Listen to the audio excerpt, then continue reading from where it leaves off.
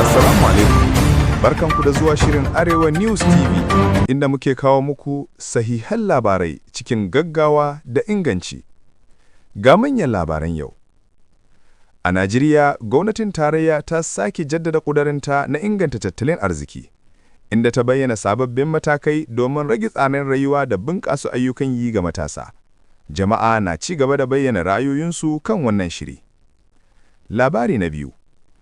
A ɓangaren tsaro, jami'an tsaro sun samu nasarori a wasu yankuna na arewacin ƙasa, inda suka dagile har-haren masu aikata laifi. Hukuma ta buƙaci haɗin kan al'umma domin tabbatar da zaman lafiya. Labari na uku. A fannin ilimi, an sanar da shirye-shiryen sabunta makarantu tare da ƙara kayan aiki domin inganta koyarwa da koyo musamman a yankunan karkara. Labari na biyar. Duniya. A duniya, ƙasashe da dama na fuskantar ƙalubalen tattalin arziki, yayin da masana ke kira ga haɗin kai domin shawo kan matsaloli da ke tasowa. Labari na biyar. Nishadi ko wasanni. A ɓangaren wasanni, ana ci gaba da shirye-shiryen manyan gasa, inda ƙungiyoyi ke faffatawa domin samun nasara. Magoya baya na nuna goyon baya sosai.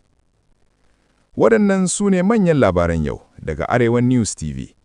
Kar ku manta ku danna subscribe, ku yi like, sannan ku raba domin samun sabbin labarai a kowane lokaci.